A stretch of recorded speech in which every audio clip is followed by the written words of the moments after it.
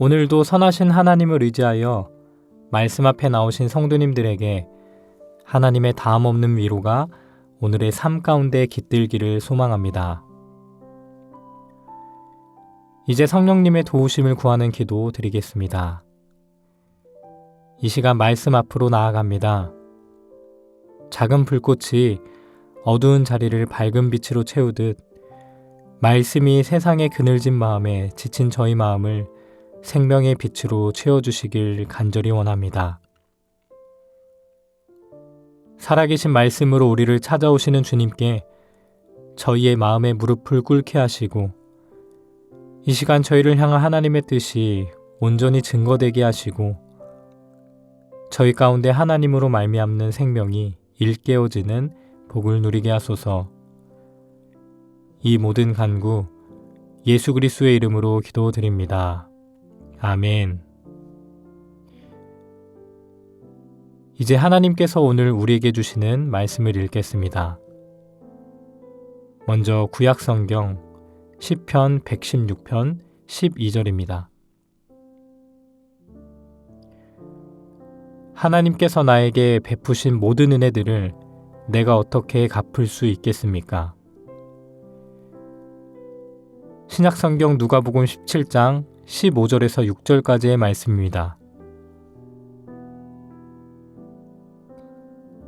10명의 문둥병자들 가운데 한 사람은 자신이 낳은 것을 보았을 때 되돌아와 큰 소리로 하나님을 찬양하고 예수의 발 아래 엎드려 감사를 드렸다. 그는 사마리아 사람이었다.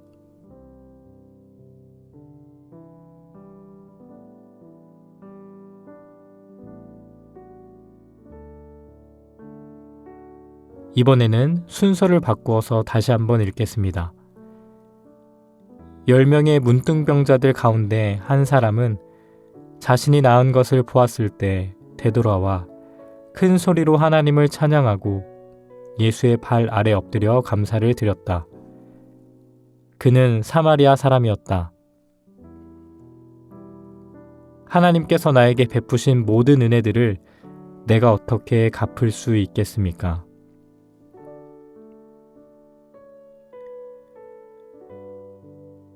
오늘 말씀 가운데 마음에 다가와 움직이는 단어나 구절, 이미지가 있다면 그것을 떠올리시면서 기도하는 마음으로 잠시 묵상의 시간 갖도록 하겠습니다.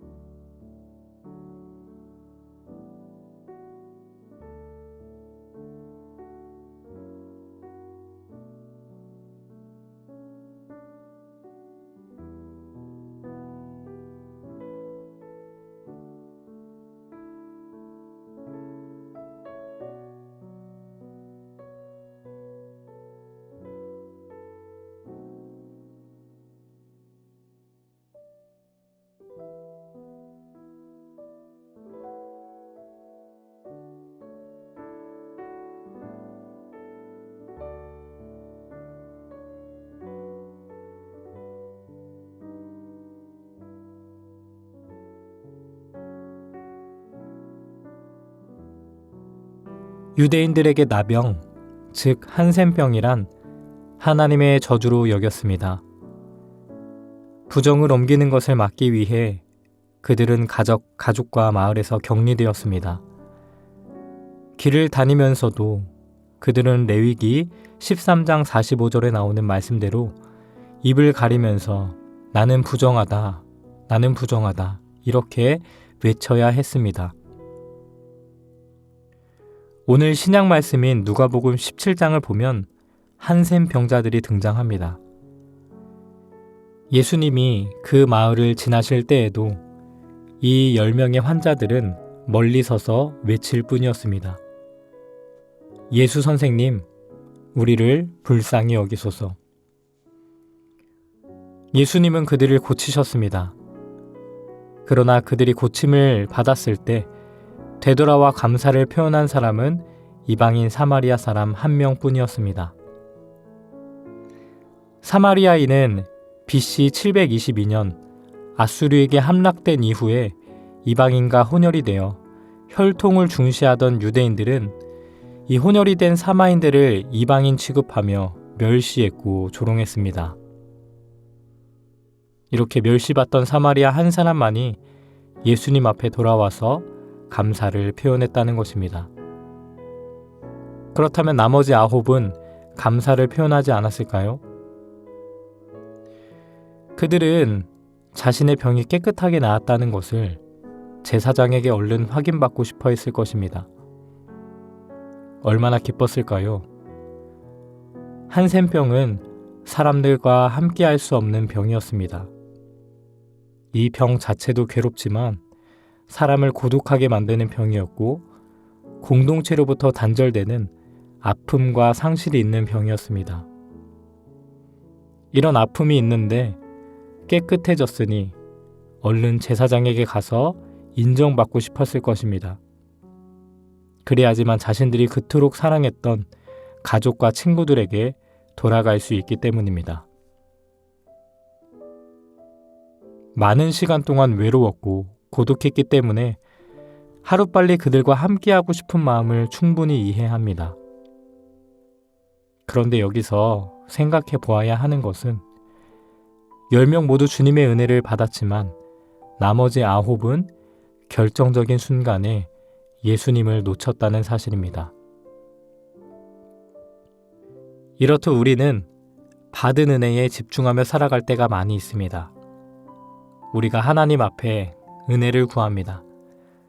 그러면 그 은혜를 받습니다. 그런데 우리는 받은 은혜에 집중하며 살아갈 때가 많다는 것입니다. 사실 보여지는 은혜보다 더 큰 것은 그 은혜를 주시는 주님께 집중해야 하는데 이걸 놓칠 때가 많다는 것입니다. 누가복음 17절, 18절 말씀에 주님은 말씀하십니다. 10사람이 다 깨끗함을 받았는데 나머지 9은 어디 있느냐?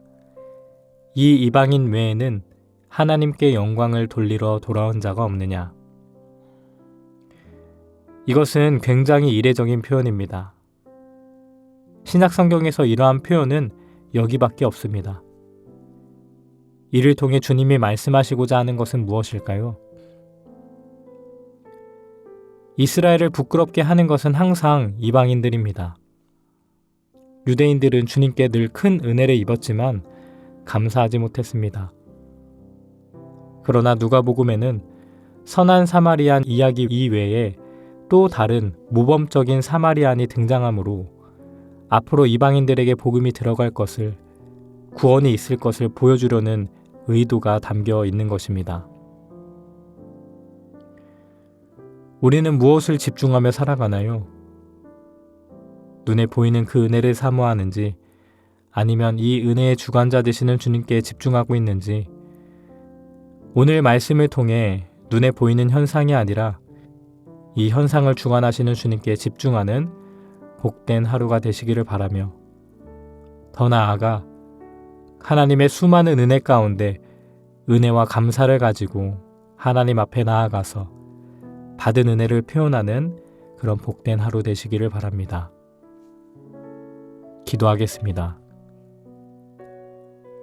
사랑의 하나님, 우리는 은혜에 집중하는 자들입니까? 아니면 은혜의 주관자 되시는 하나님께 집중하는 자들입니까? 우리의 시선이 어디에 머무는지 다시 한번 확인하는 복된 하루가 되게 하소서. 또한 우리의 언어에는 힘이 있음을 고백합니다. 우리의 언어가 사람을 세우고 사람을 높이고 섬기는 데 사용되게 하시고, 다른 이를 비방하고 낮추는 언어에서 돌이키는 삶이 되기를 주님의 이름으로 간절히 소망합니다. 우리에게 은혜 주심을 감사하며 받은 은혜를 표현하는 하루가 되기를 소망합니다. 감사드리며 이 모든 간구 예수님의 이름으로 기도드립니다. 아멘. 오늘 주신 말씀을 생각하며 계속해서 여러분의 기도와 묵상을 이어가시겠습니다.